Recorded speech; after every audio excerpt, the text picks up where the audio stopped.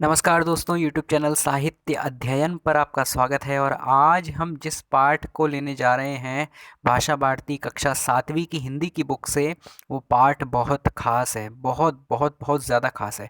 पाठ का नाम है सुभाष चंद्र बोस का पत्र। देखिए, सुभाष चंद्र बोस हमारे राष्ट्र के, हमारे देश के महान गौरव हैं। अतिशयोक्ति नहीं होगी यदि मैं कहूँ कि वे भारत के प्रथम प्रधानमंत्री होते, यदि कुछ षड्यंत्र ना किए गए होते। मैं किन्हीं लोगों का नाम नहीं लेना चाहूँगा ये, लेकिन इतिहास के पन्नों में दर्ज है। ये चर्चा का और शोध का विषय है कि सुभाष चंद्र बोस की रहस्यमयी मौत प्लेन दुर्घटना में कैसे हुई। देखिए, विभिन्न राजनीतिज्ञ, इतिहासकार, विशेषज्ञ कहते हैं, यहाँ पर जोर देते हैं कि आज़ाद हिंद फौज का जिसका गठन सुभाष चंद्र बोस के द्वारा किया गया था, उसका आज़ादी में विशेष योगदान है, बहुत बड़ी भूमिका है। सुभाष चंद्र बोस वास्तव में देश के महानायक थे, और यदि कोई पहला प्रधानमंत्री कहला सकता है तो वो है सुभाष चंद्र बोस। देखिए, यहाँ पर जवाहरलाल नेहरू को देश का प्रथम प्रधानमंत्री बनाया गया। देखिए, मैं ज़्यादा अधिक कुछ नहीं कहना चाहूँगा, किसी के मान सम्मान के विषय में टिप्पणी नहीं करना चाहूँगा, लेकिन जो है कि शोध का विषय तो ज़रूर है कि सुभाष चंद्र बोस के जीवन पर शोध किया जाए और पता लगाया जाए कि आखिर वे क्या कारण थे जिनके कारण उनकी रहस्यमयी मृत्यु हुई। साथ ही साथ इसके पीछे किनका हाथ था। ऐसे बहुत बड़े नाम खुलकर सामने आएंगे जो कि देश से छुपाए गए। देश के साथ एक धोखा 60-70 सालों में जो आसीन सत्ता पार्टियां थी उनके द्वारा किया गया, लेकिन आज के समय में जो है बहुत बड़े बड़े काम हो रहे हैं देश के अंदर, बहुत बड़े बदलाव आ रहे हैं, क्रांतिकारी बदलाव आ रहे हैं जो आने भी चाहिए थे। देखिए, कुछ परेशानियां अवश्य हो सकती हैं देश के अंदर, लेकिन बदलाव आना भी आवश्यक है। देखिए, कोई बड़ा कदम उठाया जाता है तो उसके लिए थोड़े रिस्क ज़रूर लेने होते हैं। तो देखिए, हमें अपने देश का साथ देना होगा, देश के महान नायकों का साथ देना होगा जिनके साथ छल हुआ, प्रपंच हुआ, चाहे वो महाराणा प्रताप हों, छत्रपति शिवाजी महाराज हों, चाहे वो सुभाष चंद्र बोस हों, चंद्रशेखर आज़ाद हों और भगत सिंह हों। भगत सिंह और चंद्रशेखर आज़ाद को तो कुछ समाचार पत्रों या कुछ वेबसाइट्स पर आतंकवादी तक कहा गया। कितने शर्म वाली बात है। और उन शहीदों की आत्माएं भी आज परेशान होती होंगी, उनका भी दिल दुखता होगा, वो भी तड़पती होंगी कि हमने जिस देश के लिए अपना सर्वस्व बलिदान कर दिया, जिस माँ का, गरीब माँ का बेटा चने चवेने खाकर दिन रात गुजारता था, वो चंद्रशेखर आज़ाद, जिनको कभी आतंकवादी कहा गया। तो सोचिए, देश के लिए कितनी ग्लानि वाली बात है और उस शहीद की आत्मा के लिए कितनी दुख भरी बात है। तो हमें इन सबको अध्ययन करना है, इन सब के बारे में जानना है, और सुभाष चंद्र बोस को हम शत शत नमन करते हैं।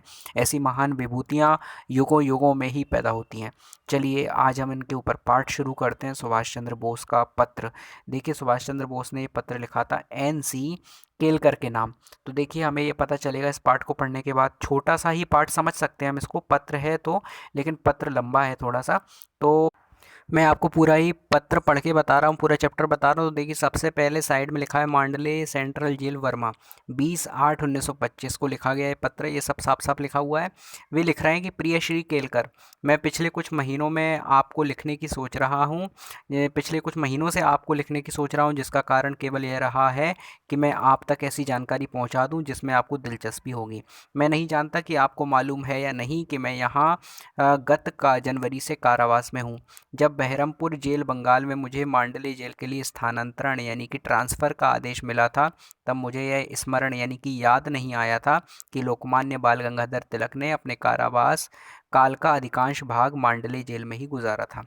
जब तक मैं यहाँ सशरीर आ नहीं गया, चार दीवारी के यहाँ के बहुत से हतोत्साहित यानी निराश कर देने वाले परिवेश यानी कि वातावरण में स्वर्गीय बाल गंगाधर तिलक ने अपने सुप्रसिद्ध गीता भाष्य यानी भगवत गीता, जो महान कृति है, भगवान श्री कृष्ण ने कही है, उसके ऊपर अपनी कमेंट्री, उसका जो ग्रंथ था उसकी रचना बाल गंगाधर तिलक ने यहीं पर की थी, जिसने मेरी नम्र राय में उन्हें शंकर और रामानुज यानी शंकराचार्य और रामानुजाचार्य जैसे प्रकांड भाष्यकार विद्वानों की श्रेणी में स्थापित कर दिया। जिस वार्ड में लोकमान्य बाल गंगाधर तिलक रहते थे वह आज तक सुरक्षित है, यद्यपि उसमें फेरबदल किया गया है और बड़ा बनाया गया है। हमारे अपने वार्ड की तरह वह लकड़ी के तख्तों से बना है, जिसमें गर्मी में लू और धूप से, वर्षा में पानी से, शीत ऋतु में सर्दी से तथा सभी ऋतुओं में धूलभरी हवाओं से बचाव नहीं हो पाता। वे बता रहे हैं कि लोकमान्य बाल गंगाधर तिलक का जीवन कैसे कटा कारावास के अंदर। ये कौन बता रहा है? सुभाष चंद्र बोस बता रहे हैं। आगे कह रहे हैं कि मेरे यहाँ पहुँचने के कुछ कुछ ही क्षण बाद मुझे उस बाढ़ का परिचय दिया गया। मुझे ये बात अच्छी नहीं लग रही थी कि मुझे भारत से निष्कासित कर दिया गया था, यानी निकाल दिया गया था। लेकिन मैंने भगवान को धन्यवाद दिया कि मांडले में अपने मातृभूमि और स्वदेश के से बलात् अनुपस्थिति के बावजूद मुझे पवित्र स्मृतियाँ राहत और प्रेरणा देंगी। यानी उन्हें ये बात बार बार काट रही थी कि मुझे अपने देश से निकाल दिया गया, क्योंकि उस समय अंग्रेज़ों का शासन था। तो अंग्रेज़ों का ये अधिकार था, तो उन्हें देश से निकाल कर मांडले की जेल में भेज दिया गया था। लेकिन मांडले की जेल में उन्हें भले ही दुख था कि देश से निकाला गया, लेकिन ये बात उन्हें थोड़ी राहत दे रही थी कि मुझे उसी जगह रखा जा रहा है जहाँ पर लोकमान्य बाल गंगाधर तिलक कभी रहे थे, ऐसी महान विभूति रही थी। ऐसे ही अन्य जेलों की तरह यह एक ऐसा तीर्थ स्थल है जहाँ भारत का एक महानतम सपूत लगातार 6 वर्ष तक रहा था। तो ये बाल गंगाधर तिलक के निवास स्थान 6 साल तक जहाँ वो जेल में रहे, सुभाष चंद्र बोस उस जगह को तीर्थ के समान बता रहे हैं। हम जानते हैं कि लोकमान्य ने कारावास में 6 वर्ष बिताए, लेकिन मुझे विश्वास है कि बहुत कम लोगों को यह पता होगा कि उस अवधि में उन्हें किस हद तक शारीरिक और मानसिक यातनाओं से गुजरना पड़ा था। कैसे उन्हें शारीरिक रूप से परेशान किया गया, मानसिक रूप से तोड़ा गया। हमारे देश के बाल गंगाधर तिलक को वे यहाँ एकदम अकेले रहे और उन्हें कोई बौद्धिक स्तर का साथी भी नहीं मिला। अपने सुख दुख बांटने के लिए एक साथी होता है ना, तो वहाँ उन्हें बिल्कुल अकेला रखा गया, बिल्कुल सुनसान में एक जेल के अंदर काल कोठरी में बंद करके। तो उन्हें अपने दुख सुख बांटने के लिए कोई व्यक्ति भी नहीं मिला। उन्हें मानसिक यातनाएं सहनी पड़ी और शारीरिक रूप से बहुत जुल्म ढाए गए बाल गंगाधर तिलक जी के ऊपर। ये सब सुभाष चंद्र बोस बता रहे हैं। वे कह रहे हैं कि मुझे विश्वास है कि उन्हें किसी अन्य बंदी से मिलने जुलने नहीं दिया जाता था। उनको सांत्वना देने वाली एकमात्र वस्तु किताबें थी।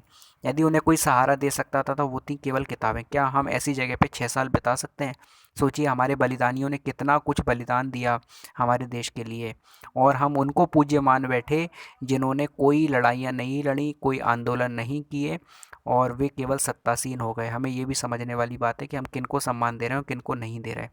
ये समझना चाहिए कि देश के वास्तविक हीरो कौन थे और देश के वास्तविक प्रधानमंत्री या मंत्री बनने के अधिकारी कौन थे, जो अब तक 60-70 सालों में जिनको हम सम्मान नहीं दे पाए। अब ऐसा समय आ गया है, अब बदलाव आ रहे हैं, तो हम उनको सम्मान दें। तो देखिए, 6 साल तक बाल गंगाधर तिलक ने कैसा जीवन बिताया, और वहीं अब सुभाष चंद्र बोस पहुंच गए हैं। तो वे कह रहे हैं कि और वे एक कमरे में एकदम एकाकी यानी अकेले रहते थे। यहाँ रहते हुए उन्हें 2 या 3 भेंटों से अधिक का मौका नहीं दिया गया। यानी कि कोई मिलने आता था तो 2 या 3 बार साल में, पूरे 6 वर्ष में केवल 2 या 3 बार कोई मिलने आया होगा, इतना मौका मिला उनको बस। ये भेंट भी पुलिस और जेल अधिकारियों की उपस्थिति में हुई होगी। यानी कि प्राइवेट वो कभी किसी से नहीं मिल पाए, जिससे वे कभी भी खुलकर और हार्दिकता यानी दिल से अपनी बात नहीं कर पाए होंगे। उन तक कोई भी अखबार नहीं पहुंचने दिया जाता था। उनकी जैसी प्रतिष्ठा और स्थिति वाले नेता को बाहरी दुनिया के घटना चक्रों से एकदम अलग कर देना एक तरह की यंत्रणा ही है, और इस यंत्रणा को जिसने भुगता है वही जान सकता है। इसके अलावा उनके कारावास यानी कि जेल में रहने की अधिकांश अवधि यानी समय में देश का राजनीतिक जीवन मंद गति से खिसक रहा था, और इस यानी धीमी गति से चल रहा था, और इस विचार ने उन्हें कोई संतोष नहीं दिया होगा कि जिस उद्देश्य को उन्होंने अपनाया था उनकी अनुपस्थिति में आगे बढ़ रहा है। उनकी शारीरिक यंत्रणा यानी शारीरिक जुल्मों के बारे में जितना ही कम कहा जाए बेहतर होगा। यानी उन्हें बहुत तकलीफ़ें मिली, लेकिन अगर कहेंगे तो जो है व्यक्ति सुनने वाला जो है बहुत विभोर हो जाएगा, और बहुत वास्तव में वो खुद तकलीफ़ से गुजरने लगेगा। इसीलिए जितना कम कहा जाए उतना ही अधिक होगा। कितने लोगों को पता होता है वह अनेक छोटी छोटी बातों का, जो किसी बंदी के जीवन में सुइयों की सी चुभन बन जाती है और जीवन में दूभर कष्ट बन जाती है।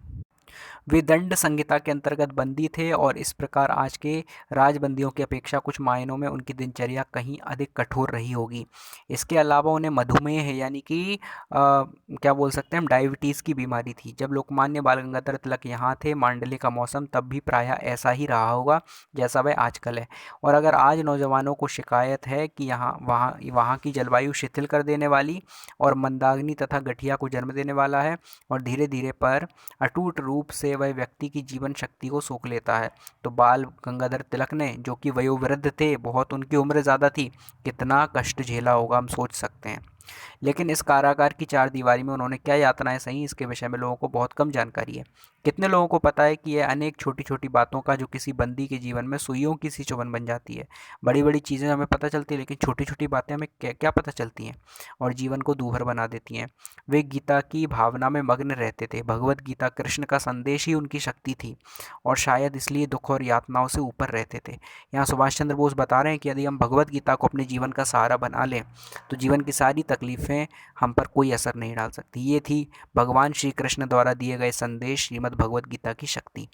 यही कारण है कि उन्होंने उनके बारे में किसी से कभी एक शब्द भी नहीं कहा, कोई शिकायत नहीं करी किसी से। समय समय पर मैं इस सोच में डूबता हूँ कि कैसे लोकमान्य को अपने बहुमूल्य जीवन के 6 लंबे लंबे वर्ष इन परिस्थितियों में बिताने के लिए विवश होना पड़ा। और हर बार मैंने अपने आप से पूछा कि अगर नौजवानों को इतना कष्ट महसूस होता है तो महान लोकमान्य बाल गंगाधर तिलक को अपने समय में कितनी पीड़ा सहनी पड़ी होगी, जिसके विषय में उनके उनके देशवासियों को कुछ भी पता नहीं रहा होगा। यह विश्व भगवान की कृति है, भगवान ने रचा है इसको, लेकिन जेलें मानव के कृतित्व की निशानी है। जेलों को इंसान ने बनाया है, उनकी अपनी एक अलग ही दुनिया है और सभ्य समाज के जिन विचारों और संस्कारों को प्रतिबद्ध होकर स्वीकार किया है वो जेलों में लागू नहीं होते। अपनी आत्मा के ह्रास यानी विनाश के बिना बंदी जीवन के प्रति अपने आप को अनुकूल बना पाना आसान काम नहीं है। इसके लिए हमें पिछली आदतें छोड़नी होती हैं और फिर भी स्वास्थ्य और स्फूर्ति बनाए रखनी होती है। सभी तरह के नियमों के आगे नथ यानी झुकना पड़ता है और फिर आंतरिक प्रफुल्लता यानी खुशी अक्षुण्ण रखनी होती है, यानी वैसी की वैसी रखनी होती है। दास वृत्ति ठुकरानी होती है और फिर भी मानसिक संतुलन अडिग बनाए रखना होता है। कितना अपने आप को अंदर से पावरफुल बनाना पड़ता है जेल में रहने के लिए, ये सुभाष चंद्र बोस बता रहे हैं। केवल लोकमान्य जैसा दार्शनिक ही यानी विद्वान ही, जिसे अदम्य इच्छा शक्ति का वरदान मिला था, अब बंदी जीवन के शक्ति हननकारी प्रभावों उस बंदी जीवन के शक्ति हननकारी प्रभावों से बच सकता था। उस यंत्रणा और दासता के बीच मानसिक संतुलन बना रख सकता था और गीता भाष्य जैसे विशाल एवं युग निर्माणकारी ग्रंथ का प्रणयन यानी रचना कर सकता था। अगर किसी को प्रत्यक्ष अनुभव पाना है, एक्सपीरियंस पाना है कि इतने ज़्यादा प्रतिकूल यानी अपोजिट शक्तिहारी यानी कि शक्ति हरण करने वाले, दुर्बल यानी दुबला कर देने वाले वातावरण में लोकमान्य बाल गंगाधर तिलक के गीता भाष्य जैसे प्रकांड पांडित्यपूर्ण और महान ग्रंथ की रचना करने की कितनी प्रबल इच्छा शक्ति, कॉन्फिडेंस, साधना की गहराई और सहनशीलता, टॉलरेंस अपेक्षित है, तो जेल में आकर रहना चाहिए। यहाँ पर आए तब पता चले। जहाँ तक मेरी अपनी बात है, मैं जितना ही इस विषय में चिंतन करता हूँ उतना ही ज़्यादा मैं उनके प्रति आदर और श्रद्धा में डूब जाता हूँ। आशा करता हूँ कि मेरे देशवासी लोकमान्य बाल गंगाधर तिलक की महत्ता यानी उनकी इम्पोर्टेंस को आंकते हुए इन सभी तथ्यों को भी दृष्टिगत रखेंगे, इन सारी बातों को याद रखेंगे। जो महापुरुष मधुमेह है यानी कि डायबिटीज़ से पीड़ित होने के बाद इतने लंबे समय तक कारावास को झेलता गया और फिर भी जिसने जिसने अपनी समस्त बौद्धिक क्षमता, अपना पूरा दिमाग और संघर्ष, अपना स्ट्रगल, पूरी शक्ति को अक्षुण्ण यानी वैसा के वैसा ही बनाए रखा, जिसने उन अंधकारमय दिनों में, अंधेरी काल कोठरी में अपनी मातृभूमि यानी अपने देश भारत माता के लिए ऐसी अमूल्य भेंट तैयार की, गीता भाष्य जैसी रचना की, उसे विश्व के महापुरुषों की श्रेणी में प्रथम पंक्ति में स्थान मिलना चाहिए। और आज देखिए हम उनको याद नहीं करते और उन सबको याद करते हैं जिन्होंने देश के लिए इतना कोई बलिदान, ऐसा देखिए मैं किसी को कम या ज़्यादा नहीं बता रहा, लेकिन देखिए जो देश के लिए तिल तिल कर मर मिट गए उनको याद करना कितना जो है देश के लिए बड़ी बात होगी यदि हम उनको याद रखें तो। लेकिन लोकमान्य ने प्रकृति के जिन अटल नियमों से अपने बंदी जीवन के दौरान टक्कर ली थी, उनको अपना बदला लेना ही था। और अगर मैं कहूँ तो मेरा विश्वास है कि जैसे देश बंधु यानी बाल गंगाधर तिलक के शरीरांत का क्रम अलीपुर केंद्रीय कारागार में आरंभ हो गया था, वैसे ही लोकमान्य ने जब मांडले को अंतिम नमस्कार किया था तो उनके जीवन के दिन गिने चुने ही रह गए थे। यानी जब वो जेल से छूटे थे तो उनके जीवन का बहुत कम समय ही बचा था। निस्संदेह यह एक गंभीर दुख का विषय है कि हम अपने महानतम पुरुषों को इस प्रकार खोते रहे हैं, लेकिन मैं यह भी सोचता हूँ कि क्या वह दुखद दुर्भाग्य किसी न किसी प्रकार टाला नहीं जा सकता था, यानी क्या वो टल नहीं सकता था जो हमारे महान पुरुषों को देखना पड़ा जो दिन। तो आज ज़रूरी है कि हम जो भी महापुरुष हमारे सामने जो देश के लिए भला कर रहे हैं उनकी कीमत समझें, उनको गरियाना बंद करें, उनका महत्व समझें और ऐसे महापुरुषों को खोने से बचें, क्योंकि ऐसे महापुरुष यदि खो गए तो फिर हमें युगों युगों तक नहीं मिलने वाले। हमें उनका महत्व समझना पड़ेगा और फैलाई जा रही अफवाहों पर विचार करना पड़ेगा और चारों तरफ जो नेगेटिव माहौल बन रहा है उससे हमें निकलना पड़ेगा और जो देश के लिए वास्तव में भला कर रहा है उसके महत्व को समझना पड़ेगा। और देश के जिन पूर्व क्रांतिकारियों ने देश के लिए अच्छा किया हमें उनको याद रखना पड़ेगा और उनको वास्तविक सम्मान देना पड़ेगा। आदरपूर्वक आपका स्नेह भाजन सुभाष चंद्र बोस, सुभाष सी बोस। यहाँ पर ये पत्र पूरा हो जाता है और आज हमें इन दोनों महान विभूतियों के बारे में कितना कुछ जानने को मिला। सुभाष चंद्र के बोस के बारे में देखिए, इस पाठ के लेखक तो सुभाष चंद्र बोस ही होंगे, कोई और हो ही नहीं सकता। तो यहाँ देखिए थोड़ा सा परिचय उनका दिया है कि सुभाष चंद्र बोस का जन्म 23 जनवरी सन 1897 को ओडिशा प्रांत के कटक शहर में हुआ था। भारत के स्वतंत्रता आंदोलन में सुभाष चंद्र बोस का महत्वपूर्ण स्थान है। आप कांग्रेस के अध्यक्ष भी थे।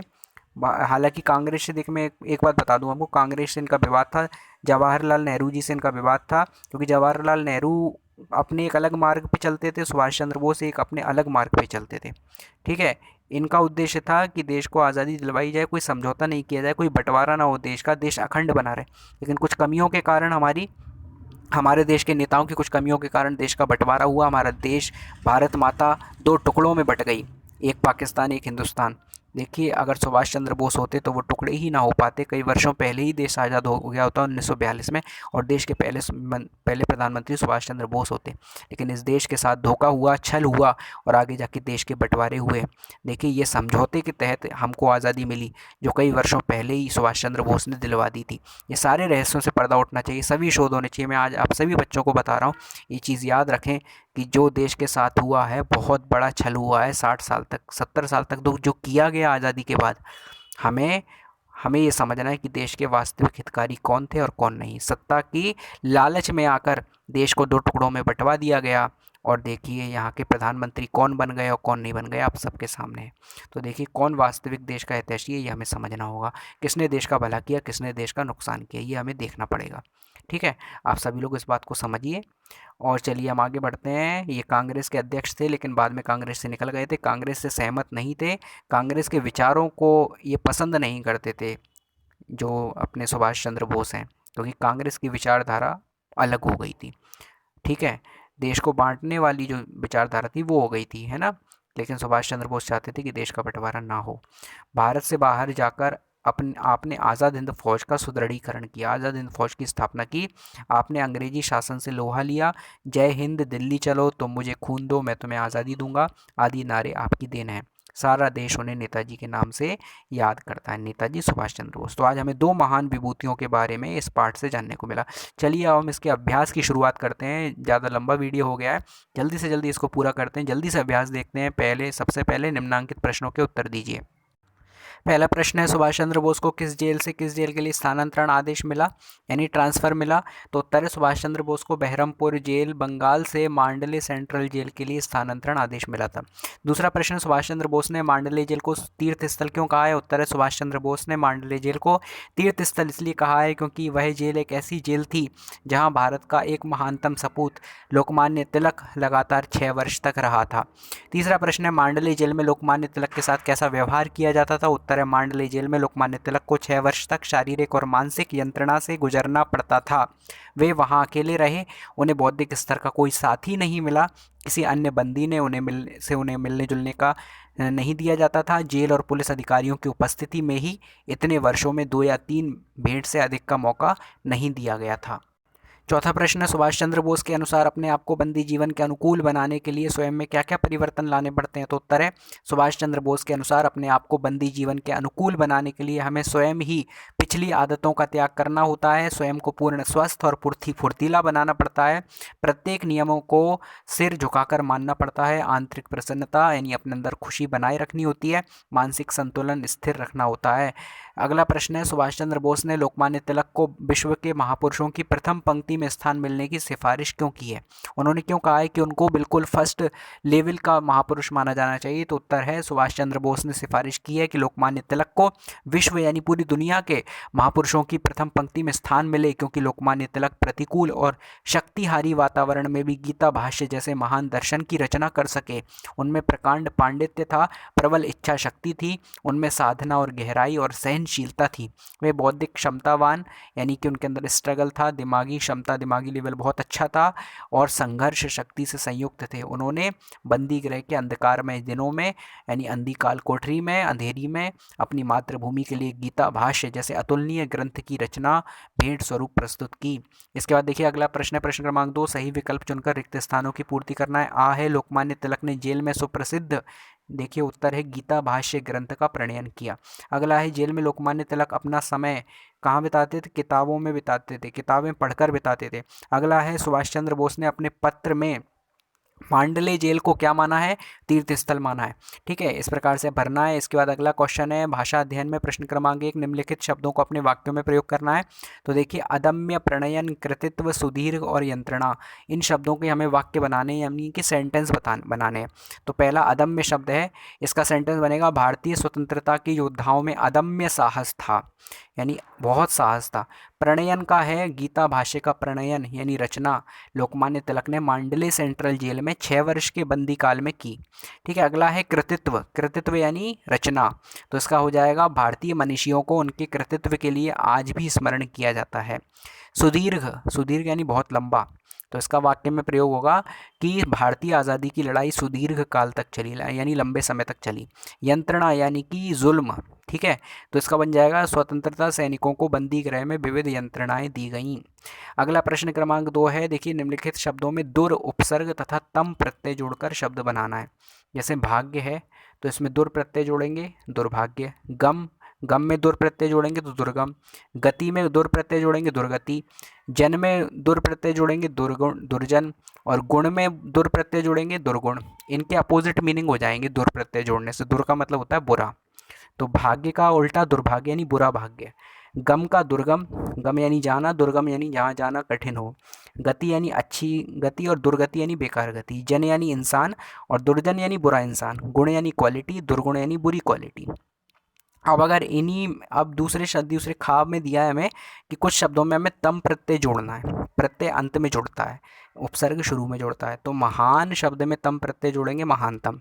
अधिक में तम प्रत्यय जोड़ेंगे, अधिकतम। सरल में तम प्रत्यय जोड़ेंगे, सरलतम। कठिन में तम प्रत्यय जोड़ेंगे, कठिनतम। इस प्रत्यय का यूज़ क्या है? जैसे हम डिग्रीज पढ़ते हैं इंग्लिश में, ठीक है, गुड, बेटर, बेस्ट, तो वहाँ जो बेस्ट होता है, फास्टेस्ट, ग्रेटेस्ट, बेस्ट, ठीक है, वो ही यहाँ पर तम प्रत्यय का काम करता है। ठीक है, आगे बढ़ते हैं प्रश्न क्रमांक 3 में। इस पाठ में से इक प्रत्यय से बने शब्द छांट कर लिखना है। ऐसे इस पाठ में कौन कौन से शब्द हैं जिनमें इक प्रत्यय जुड़ा हुआ है? तो शारीरिक, मानसिक, बौद्धिक, राजनैतिक, दार्शनिक। ठीक है, अगले प्रश्न पर बढ़ते हैं। प्रश्न क्रमांक 4 है, निम्नलिखित में से उपसर्ग और मूल शब्द छांट कर लिखना है। तो देखिए सपूत, परिवेश, सशरीर, आदेश, अनुपस्थित, स्वदेश, प्रकांड और सुप्रसिद्ध। यहाँ पे हमें उपसर्ग अलग करने हैं, मूल शब्द अलग करना है, यानी उपसर्ग जो शुरू में जुड़ा हुआ है उसको हटाना है और मूल शब्द अलग हटाना है। जैसे सपूत शब्द है, सपूत में सा उपसर्ग है, सा यानी अच्छा, मूल शब्द है पूत, पूत यानी बेटा, अच्छा बेटा। ठीक है, परिवेश शब्द में परि उपसर्ग है और वेश मूल शब्द है। सशरीर में सा उपसर्ग है, शरीर मूल शब्द है। आदेश में आ उपसर्ग है, देश मूल शब्द है। अनुपस्थित में अन उपसर्ग है, उप भी उपसर्ग है, स्थित मूल शब्द है। अन यानी नहीं, उपस्थित यानी प्रेजेंट। स्वदेश में स्व उपसर्ग है, स्व यानी अपना, देश, देश मूल शब्द है, देश यानी कि कंट्री। प्रकांड में प्र उपसर्ग है, कांड मूल शब्द है। सुप्रसिद्ध में सु उपसर्ग है, प्र उपसर्ग है और सिद्ध मूल शब्द है। सु यानी अच्छी प्रकार, प्रसिद्ध यानी फेमस। ठीक है, इसके बाद प्रश्न क्रमांक 5 है, निम्नलिखित शब्दों को पढ़ना है और उनका विग्रह करना है समझकर। समास का विग्रह होता है ना, जैसे हम समास करते हैं वही करना है हमें। तो देखिए इसमें कर्मयोगी, तो इसका हो जाएगा कर्म का योगी। चहार दीवारी, तो यानी चहार से दीवार। गीता भाष्य, तो गीता का भाष्य। शीत ऋतु यानी शीत, ठंड की ऋतु। धूल भरी यानी धूल से भरी। ठीक है, अगला है देशवासी यानी देश का वासी, देश का रहने वाला। तीर्थ स्थल यानी तीर्थ रूपी स्थल या तीर्थ का स्थल, तीर्थ का स्थान। मंद गति यानी मंद है जो गति, धीमी है जो गति, मंद यानी धीमी। युग निर्माण यानी युग का निर्माण। और दशानन यानी दश हैं आनन जिसके, 10 सिर हैं जिसके, यानी कि रावण। दिन रात का हो जाएगा दिन और रात, यानी कि इसमें है द्वंद्व समास। इस प्रकार से सामासिक विग्रह हमने कर दिए। अब इसके बाद देखिए खा वाला है, अपने प्रधानाध्यापक को शुल्क मुक्ति हेतु एक प्रार्थना पत्र लिखना है। इसको हम अलग से प्रार्थना पत्र जब करेंगे तब देख ही लेंगे। आप लोग अपने टीचर से संपर्क कर सकते हैं या फिर अलग से जो वीडियो बनेगा उसमें ही मिल पाएगा, ये इस पार्ट की वीडियो में हमको नहीं मिल पाएगा। चलिए इसके बाद इस पार्ट की कठिन व्याख्याएं देखते हैं, संदर्भ प्रसंग व्याख्याएं देखते हैं, हम वो अगले वीडियो में देखेंगे। ये वीडियो काफ़ी लंबा हो चुका है। थैंक यू सो मच, बहुत बहुत धन्यवाद।